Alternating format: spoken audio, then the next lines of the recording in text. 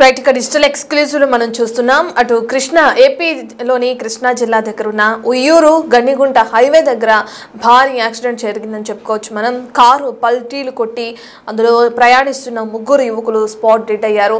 అయితే తరచుగా అక్కడున్న స్థానిక ప్రజలను అడిగితే చెప్తారు, తరచుగా ఈ హైవే మీద ఇటు ఈ స్పాట్స్లో ఎక్కువగా తరచు యాక్సిడెంట్స్ జరుగుతూనే ఉంటాయి. సో ఇప్పుడు కూడా మనం చూస్తున్నది దానికి సంబంధించిన న్యూస్ అప్డేటే. కారుని చూస్తుంటేనే మనకు అర్థమవుతుంది ఆ యాక్సిడెంట్ ఆ తీవ్రత ఎంత ఎక్కువగా ఉందో, ప్రమాద తీవ్రత ఏ విధంగా ఉందో కూడా అర్థమవుతుంది. కారు మొత్తం కూడా నుజ్జు అయిపోయిన దృశ్యాల్ని మనం బిగ్ టీవీ స్క్రీన్ పైన చూస్తున్నాం. సుమారు 50 మీటర్ల మేర కారు పల్టీ కొట్టిందని చెప్పి కూడా ఇప్పటికే మనకి సమాచారం అందుతుంది. సో దాన్ని బట్టి చూస్తేనే అర్థమవుతుంది యాక్సిడెంట్ తీవ్రత ఏ విధంగా ఉందో. ఇక ఈ యాక్సిడెంట్ వల్ల స్పాట్ లోనే అందులో ప్రయాణిస్తున్న ముగ్గురు యువకులు మృతి చెందారు. మరొకరికి సీరియస్ గా ఉంటే వాళ్ళకి హాస్పిటల్లో జాయిన్ చేసి ట్రీట్మెంట్ అందిస్తున్నారు. అయితే ఈ కారులో ప్రయాణిస్తున్న ఈ నలుగురు యువకులు కూడా కుందేరు గ్రామానికి చెందిన వారుగా తెలియజేస్తున్నారు స్థానికులు. మృతులందరూ కూడా ఒకే గ్రామానికి చెందిన వారుగా ఇప్పటికే గుర్తించడం జరిగింది. అయితే ఈ యాక్సిడెంట్ జరగడానికి కారణం అతి వేగంగానే అక్కడున్న పోలీసులు నిర్ధారణకు వచ్చారు. అతి వేగం కారణంగానే యాక్సిడెంట్ జరిగిందని చెప్పి కూడా తెలియజేస్తున్నారు. యాక్సిడెంట్ స్పాట్ కి పోలీసులు చేరుకుని విచారణ కూడా చేపట్టారు. మృతులందరూ ఏ ఊరికి చెందిన వారు అని చెప్పి ఆ కారుకి ఉన్న నంబర్ ప్లేట్ ను ఆధారంగా చేసుకుని కూడా ఎంక్వైరీ కొనసాగించారు. వాళ్ళందరూ కూడా పక్కనే ఉన్న కుందేరు గ్రామానికి చెందిన వారుగా పోలీసులు తెలియజేయడం జరిగింది. కృష్ణా జిల్లా హైవేపై ప్రధానంగా రోడ్డు ప్రమాదాలు ఎక్కువగా జరుగుతూనే ఉంటాయి ఆ హైవే పైన. సో తెల్లవారుజామున జరిగినట్లుగా కూడా తెలుస్తుంది మనకి యాక్సిడెంట్. ఉయ్యూరు గన్నిగుంట దగ్గర కారు ఒక్కసారిగా అదుపు తప్పి ఈ విధంగా హైవే నుంచి సర్వీస్ రోడ్లోకి పల్టీలు కొట్టినట్లు తెలుస్తుంది. సుమారు 50 మీటర్ల మేర కారు పల్టీలు కొట్టింది. స్పాట్ లోనే ముగ్గురు యువకులు మృతి చెందారు. మరొకరి యువకుడి పరిస్థితి తీవ్రంగా గాయాలు కావడంతో ప్రస్తుతం అయితే సీరియస్ గా ఉన్నట్లు తెలుస్తుంది. దాన్ని హాస్పిటల్లో జాయిన్ చేశారు. మృతులందరూ కూడా కుందేరు గ్రామానికి చెందిన వారుగా గుర్తించారు. అతివేగమే ప్రమాదానికి ప్రధాన కారణంగా పోలీసులు తేల్చారు. అయితే మరి మద్యం మత్తున ఏమైనా వాహనాన్ని నడుపుతున్నారా, ఎందుకు కారు అంత వేగంతో వెళ్లాల్సి వచ్చింది, అండ్ ఆ విధంగా పల్టీలు కొట్టడానికి కారణం ఏంటి, ముందున్న దాన్ని తప్పించబోయి ఏమైనా వీళ్ళు పక్కకి టర్న్ తీసుకోవడం జరిగిందా, దాని తర్వాతే ఈ విధంగా కారు పల్టీలు కొట్టిందా అనే డీటెయిల్స్ కూడా మనకు తెలియాల్సి ఉంది. ఇప్పటికే పోలీసులు కేసు నమోదు చేసుకుని ఎంక్వైరీ అనేది కొనసాగిస్తున్నారు. కారు ఎవరి పేరు పైన రిజిస్టర్ అయి ఉంది, ఆ నంబర్ ప్లేట్ ఆధారంగా ఆ డీటెయిల్స్ కూడా తీసుకుంటున్నారు. అండ్ బంధువులకు కూడా సమాచారం అందించినట్లుగా కూడా మనకి సమాచారం అందుతుంది. వాళ్ళ బంధువుల పిల్లలు అని చెప్తున్న దృశ్యాలు కూడా మన దగ్గర ఉన్నాయి. ఒకసారి వాటిని చూద్దాం. కుందేరన్నా ఐడియా ఉందా, పేరేమన్నా బాబుది?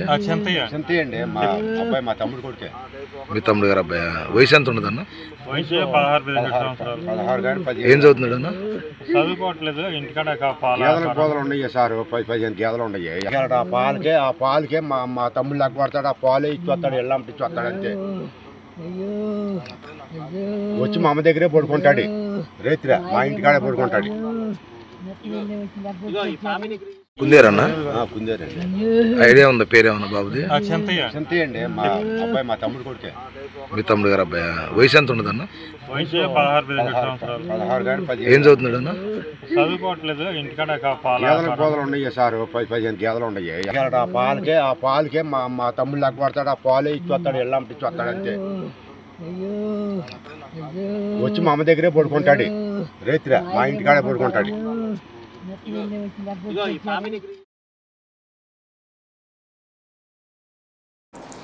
మనం చూస్తున్న ముగ్గురు యువకుల ప్రాణాలు బలికొంది ఆ హైవే అని చెప్పుకోవచ్చు. ఒకరి పరిస్థితి విషమంగా ఉంది. ప్రధాన కారణం అతివేగంగా తేల్చారు పోలీసులు. అందరూ ఒకే గ్రామానికి చెందిన వారుగా తెలియజేస్తున్నారు. అసలు ప్రమాదం జరగడానికి కారణం ఏంటి అనేది కూడా పోలీసుల విచారణ కొనసాగుతుంది. దీనికి సంబంధించిన పూర్తి డీటెయిల్స్ అందించడానికి మా ప్రతినిధి శివ అందుబాటులో ఉన్నారు విజయవాడ నుంచి. శివ, మనం చూస్తున్నాం ఇప్పటికే కారు మొత్తం నుజ్జు అయిపోయింది అండ్ అందరూ కూడా ఒకే గ్రామానికి చెందిన యువకులుగా పోలీసులు తెలియజేస్తున్నారు. ప్రమాదానికి కారణం ఏంటనే డీటెయిల్స్ తెలిసినాయా శివ? ఘటన మొత్తం మీద చూసుకుంటే జాతీయ రహదారిపై ఘోర రోడ్డు ప్రమాదం జరిగింది. ముగ్గురు యువకులు అక్కడక్కడే మృతి చెందిన సంఘటన జరిగింది. ఉమ్మడి కృష్ణా జిల్లా ఉయ్యూరు గండికోట సమీపంలో జాతీయ రహదారిపై ఈ ప్రమాదం జరిగింది. ప్రమాదానికి సంబంధించి విజయవాడ కుందేరు గ్రామానికి సంబంధించిన ముగ్గురు యువకులు అక్కడే మృతి చెందారు. మరొక వ్యక్తికి తీవ్ర గాయాలు అవడంతో కూడా విజయవాడ ప్రభుత్వ వైద్యశాలకు తరలించారు. అతివేగమే ప్రమాదానికి కారణమని చెప్పి పోలీసులు గుర్తించిన పరిస్థితి కనిపిస్తా ఉంది. జాతీయ రహదారిపై నుంచి సర్వీస్ రోడ్లోకి దాదాపుగా 50 మీటర్ల దూరంలో పల్టీలు కొట్టి కారు బోల్తాబడిన పరిస్థితి కనిపించింది. ఘటనా స్థలానికి చేరుకున్న పోలీసులు మృతదేహాన్ని పోస్ట్ మార్టం నిమిత్తం ఉయ్యూరు హాస్పిటల్ తరలించారు. అయితే చెల్లాచెదురుగా మృతదేహాలు పడి ఉన్నాయి. విజువల్స్ లో కూడా చూసుకోవచ్చు. అతి వేగమే దాదాపుగా 100 నుంచి 120 కిలోమీటర్ల వేగంతో వెళ్తున్న నేపథ్యంలోని ప్రమాదం జరిగినట్లు కూడా పోలీసులు గుర్తించారు. అయితే ఎవరైతే మృతులు ఉన్నారో వీరు మద్యం సేవించారా అనే అనుమానాన్ని కూడా పోలీసులు అయితే వ్యక్తం చేస్తున్నారు. దీనికి సంబంధించి పోలీసు అధికారులు విచారణ చేపడుతున్నట్టు తెలుస్తా ఉంది. మద్యం తాగి డ్రైవింగ్ చేయడం మూలంగానే ఈ ప్రమాదం జరిగినట్టు పోలీసులు అయితే ప్రాథమికంగా ఒక అవగాహన రావడం జరిగింది. ప్రస్తుతం పోలీసులు అయితే కేసు నమోదు చేసి దర్యాప్తు చేస్తా ఉన్నారు. రత్న, అంటే శివ, యాక్సిడెంట్ ఏ సమయానికి జరిగింది? ఉదయంలో జరిగిందా, లేదంటే మరొక వ్యక్తికి తీవ్ర గాయాలు అవుతుందో అతన్ని హాస్పిటల్లో జాయిన్ చేశారని చెప్తున్నారు కదా, అతనికి సంబంధించిన డీటెయిల్స్ ఏ విధంగా ఉన్నాయి? అసలు వీళ్ళందరూ ఆ సమయంలో ఎందుకు ఆ కారులో ప్రయాణించాల్సి వస్తుంది? కుటుంబ సభ్యులు ఏమైనా చెప్పారా? ఆ డీటెయిల్స్ ఏ విధంగా ఉన్నాయి శివ? ప్రధానంగా చూసుకుంటే వీరంతా కూడా విజయవాడ నుంచి ఉయ్యూరు ప్రాంతాల వైపు అంటే మచిలీపట్నం జాతీయ రహదారి వైపు నుంచి కూడా కారులో ప్రయాణిస్తున్నారు. అయితే వీరు ఉయ్యూరు సమీపంలో ఉన్న సొంత గ్రామానికి వెళ్లే ప్రయత్నంలో ఉన్నట్లు కూడా తెలుస్తా ఉంది. అయితే వీరంతా కూడా విజయవాడ నుంచి తెల్లవారుజామున 4 గంటల సమయంలో బయలుదేరినట్లు కూడా పోలీసులు గుర్తించారు. అయితే తెల్లవారుజామున మంచు ఒకవైపు, అలాగే చలి ఒకవైపు, అలాగే రోడ్లకు సంబంధించి వాస్తవాన్ని చూసుకుంటే తెల్లవారుజామున 5 గంటల లోపు ప్రయాణానికి ఏమాత్రం కూడా అనుకూలం కాదని చెప్పి తెలుస్తా ఉంది. అయితే మృతుని బంధువులు అయితే ఇంకా ఎవరు కూడా స్పందించిన పరిస్థితి కనిపించలేదు. మృతదేహాలను ఇప్పుడే ఉయ్యూరు హాస్పిటల్ కి తరలించారు కాబట్టి హాస్పిటల్ తరలిస్తే అక్కడికి మృతదేహాలకు సంబంధించి బంధువులు వచ్చే అవకాశం ఉంది. బంధువులు వచ్చిన తర్వాత కారణాలు ఏంటి, వివరాలు ఏంటి అనేది పూర్తి వివరాలు తెలిసే అవకాశం అయితే కనిపిస్తా ఉంది. ప్రస్తుతానికైతే 3 మృతదేహాన్ని ఉయ్యూరు ప్రభుత్వ వైద్యశాల తరలించారు. గాయపడిన వ్యక్తి విజయవాడ ప్రైవేట్ హాస్పిటల్లో చికిత్స పొందుతున్నారు. అతని పరిస్థితి కూడా కొంత విషమంగా ఉందని చెప్పి వైద్యులు తెలిపినట్టు తెలుస్తా ఉంది. రత్న, రైట్, థ్యాంక్ యూ శివ. మనం చూస్తున్నాం, తరచూ అనేకమైన వార్తలు తెరపైకి వస్తూనే ఉన్నాయి. ప్రతిరోజు నిత్యం మనం చూస్తూనే ఉన్నాం. ప్రధానంగా యాక్సిడెంట్ జరగడానికి కారణం అతివేగం ఒకటి, లేదంటే మద్యం మత్తులో వాహనాలు నడపడం వల్ల ఎన్నో యాక్సిడెంట్లు చూస్తున్నాం. ఒకరు చేసే డ్రైవింగ్ వల్ల మిగిలిన ప్రాణాలు కూడా గాల్లో తేలిపోయే అవకాశాలు కనిపిస్తున్నాయి. సో ఇటువంటి క్రమంలో డ్రైవింగ్ చేస్తున్నప్పుడు చాలా జాగ్రత్తగా ఉండాలని పోలీసులు తరచూ హెచ్చరికలు జారీ చేస్తున్నారు. ఎన్ని బోర్డ్స్ పెడుతున్నా అతివేగానికి సంబంధించి, స్పీడ్ లిమిట్కి సంబంధించిన బోర్డులని హైవే పక్కన ఏర్పాటు చేస్తూనే ఉన్నారు. అండ్ మద్యం మత్తులు అస్సలు డ్రైవింగ్ చేయొద్దు అని చెప్పి డ్రంక్ అండ్ డ్రైవ్ కేసులు నమోదు చేస్తూనే ఉన్నారు. ఇటువంటివి జరుగుతూనే ఉన్నా కానీ ప్రజల్లో మాత్రం ఎటువంటి మార్పు రావట్లేదని చెప్పుకోవచ్చు. సో ఇటువంటి కారణంగానే అతివేగం కారణంగా ఒకటి, లేదంటే మద్యం మత్తులో డ్రైవింగ్ చేసిన కారణంగా 3 ప్రాణాలు గాల్లో కలిసిపోయిన పరిస్థితి మనం ఇప్పుడు తెరపైన చూస్తున్నాం. అండ్ ఒకరి పరిస్థితి విషమంగా ఉంది. అక్కడ విజయవాడ హాస్పిటల్లో అతను వైద్యం తీసుకుంటున్నట్లుగా కూడా మనకి సమాచారం అందుతుంది. మరి అతని పరిస్థితి ఏ విధంగా ఉంది, అతను కోలుకుంటే విచారణ కొనసాగించే అవకాశం కూడా కనిపిస్తుందని పోలీసులు తెలియజేస్తున్నారు. ఇప్పుడే మా శివ చెప్పినట్లుగా మృతి చెందిన 3 యువకుల మృతదేహాలను కూడా ఉయ్యూరు ఆ ప్రభుత్వ ఆసుపత్రికి తరలించారు పోస్ట్ మార్టం నిమిత్తం. ఇంకా బంధువులకి సమాచారం అందలేదు. ఒకవేళ బంధువులు అక్కడికి వస్తే అసలు ఎందుకు, ఏ సమయంలో అంటే ఉదయం 4 గంటలకి వాళ్ళు ప్రయాణిస్తున్నట్లుగా కారులో మా రిపోర్టర్ శివ చెప్పారు. ఆ సమయానికి వాళ్ళు ఎందుకు ప్రయాణించాల్సి వచ్చింది, అండ్ వాళ్ళు స్వగ్రామానికి వెళ్తున్నప్పుడు మంచు కూడా ఒక కారణంగా చెప్పొచ్చు యాక్సిడెంట్ అని చెప్పి కూడా మా ప్రతినిధి తెలియజేశారు.